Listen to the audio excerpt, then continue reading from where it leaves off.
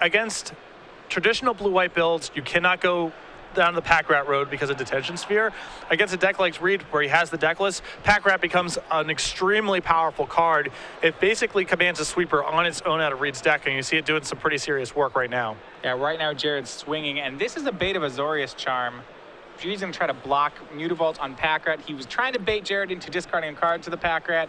Jared not going to take it. I think he realizes that this land is just that important for Reid that, yeah, he'd trade a rat for a land. That's great. Right. Jared, trying to trap Jared a little bit there into potentially making a mistake, but at this stage of the game, I'm sure if Jared says, if Reid wants to trade a Mutavault for a rat here, that's fine. The most likely scenario is something is happening, and I'll wait for Reid to take an action. And if you look at it, this is why Pack Rat is doing a lot of work for Jared. It's not just forcing, what it's doing is it's forcing action from Reid. See, Reid's gonna have to tap here to play the Azorius Charm. When you look at Jared's hand, it is stocked. It has an Underworld Connections and an Erebos God of the Dead in it. Whichever one he decides to tap out for is really hard for Reid to deal with. Well, he also might just be saying, I can still just try to win this game very easily with Pack Rats. Reid's deck is not very well suited to fight this in the absence of Detention Sphere. So a lot of different angles that Jared can take. Yeah, if you look at the board, if Jared gets down this Erebos, it's very good. Yeah, you're right. He's just going to beat down. He sees Dissolve, Elspeth, land. Reid's going to have to rely on Elspeth to do a lot of work. Jared can play this Pack Rat. Like, he just doesn't want to get too many rats. He doesn't want them to die to the Elspeth, but this is a great board for Jared.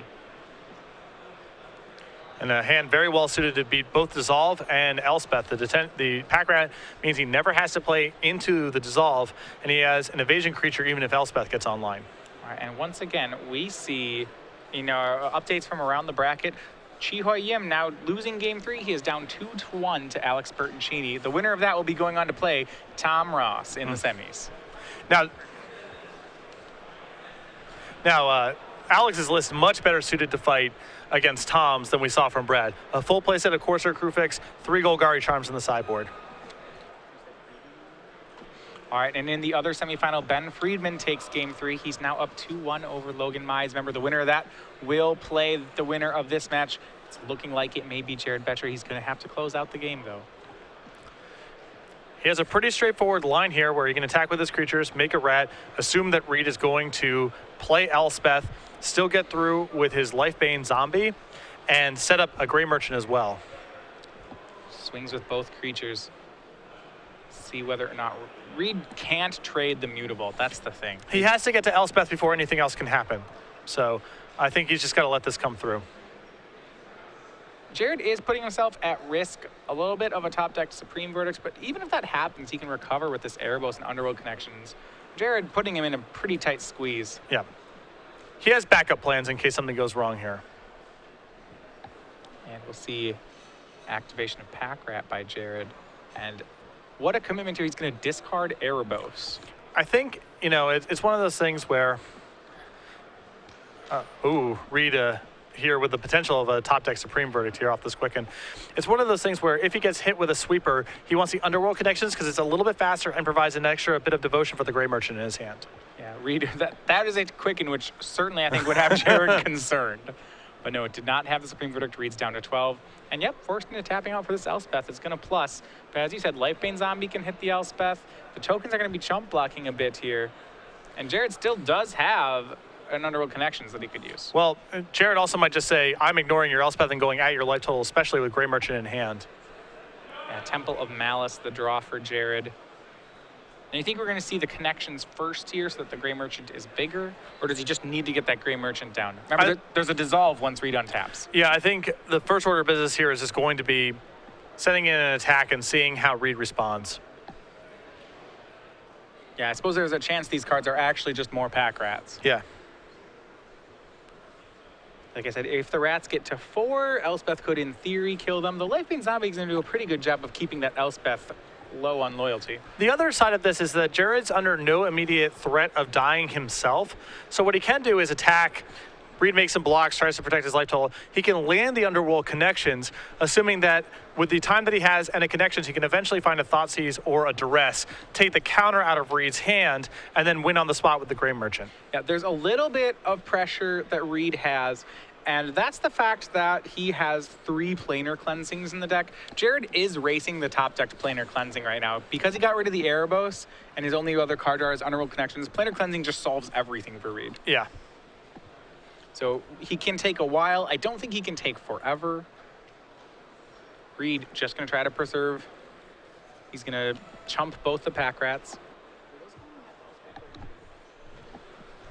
And we see Temple of Malice to play for Jared, so gonna put the card on the bottom. And Jared actually with no interest in answering Elspeth. All the creatures were sent at Reid. Reid drops to 9. The rats were sent there too. And now he's gonna hit him from the other side. That's from the Underworld Connection side of things. This is gonna demand, it's gonna demand a planar cleansing from Reid, which is really awkward for him because he just played an Elspeth. Yeah, and then, Jared gets to follow up with the discard spell in question. And you see he's just found Hammer Perforos as well. That's something that could bait the dissolve. Yeah, and he does have the double red for Hammer. Reid, 7th land. It's a Temple of Enlightenment. And he's in a rough spot, and he knows it. Let's see what he can get here. It's interesting to see how players have adapted with their game plan. This blue-white control, this sphereless control, we saw Jim Davis play it last week. I myself played an event last week, thought it was pretty good. It was good against the mid-range meta. Black already adapting, and it's not even in card selection, it's just in strategy that the players are adapting. Yes, absolutely. Let's see what he chooses to do here. I mean, he needs to find an answer for the Lifebane zombie. That's going to kill Reid, even if Elspeth stays in play unchecked. So planar cleansing, Supreme Verdict, these are the priorities right now. Right. But both of those are fraught with some amount of peril here. Supreme Verdict doesn't answer the Underworld Connections and taps Reid fairly low, and planar cleansing takes care of the Elspeth that Reid has in play. Well, Reid's going to plus the Elspeth. No sense in minusing it here. He has more soldiers. Remember, he does have that dissolve in hand. We're not sure what else. His life total getting pretty low here. That Gray Merchant is actually lethal next turn. It's going to demand a dissolve, which may clear the way for Hammer Perforos. Well, Jared might test spell him in the other direction. He might say Hammer's good enough to dissolve here, and it leaves me with the Gray Merchant left over. There's a risk that Reid actually just lets Hammer resolve, because if Reid's already on the out of he needs planar cleansing, might as well let Jared have a Hammer too. I see a draw from Jared. It's going to be, it's unknown. I believe it's a Temple. A Nightveil Spectre, I believe, is the draw. That's better. Absolutely, yeah. Jared still playing Nightveil Spectres, has 4 in the main. He's playing the Lifebanes out of the board. Like I said, his version, really hateful toward control decks. Yep. Still on Nightveil Spectres, plays 2 Rakdos returns in the main, plays Dreadbores in addition to Heroes Downfalls, has a Chandra in the main, has more returns in the board, still has the Duresses, has Hammer of Perforos. It's not a Siren of Insanity. It's not a good matchup for Reid. But Jared still has to, do this dance of, not playing into the dissolve here because Reid getting to scry here is very dangerous, but still applying enough pressure that he can outpace Sphinx's Revelation if Reid finds it. This is very hard to do. I feel like where Jared's going to lose points is, say we get down the road and Jared has to play a Tom Ross style deck, I think he may pay a little bit of a price for having so many of these style cards. For sure. And here's the test spell you mentioned. It's Hammer Perforos. Remember, Jared already drew the extra card. We'll see if it gets dissolved. And it does. It's what Jared wanted to have happen anyway.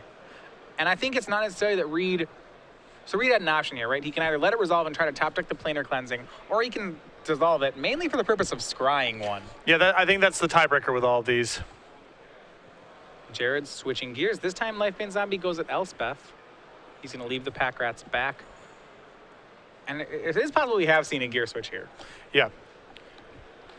Well, I think Jared's sensing that he's going to be able to win fairly easily if he's able to just deploy his spells. And there is some risk of an Elspeth emblem coming into play here. Yeah, Jared's got to play around cleansing. He's got to make sure that even if Reid casts cleanse, he wants to set up a board that if Reid casts cleansing, Jared will still be favored on the reload. Yeah. All right.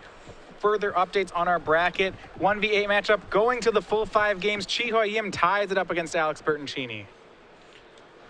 I'm cheering for him. I want to see Revelation win. Always. All right. Jace Memory Adept for Reid. It's going to +1 to draw a card. It mills a Thoughtseize off the top for Boettcher. And more soldiers join the fight. Elspeth, the Suns champion, with her legions of soldiers, as you see there. And I think that might have been a discard spell that Jared picked up here, and I think Reid's in some serious trouble. It's Thoughtseize. There was another dissolve in Reid's hand. There's another Elspeth. I have to think he's going to take the dissolve. I mean, this is lethal coming across here. Lifebane Zombie, Grey Merchant. That'll do it. Grey Merchant, that's for 1, 2, 3, 4, 5, 6, 7, 8 black mana. Puts Reid down to 1. Lifebane Zombie's unblockable. That's going to swing 3 consecutive games. Jared Boettcher is on to the semifinals. For Reid, an invitational top 8, a great performance, but a tough matchup. Yeah, we talked a lot about the 3 out of 5 format influencing this, but it didn't even get to that sort of stage. Jared with a clean 3-0, and you can see why. Just a lot of tough tools post-board for Reid to fight through.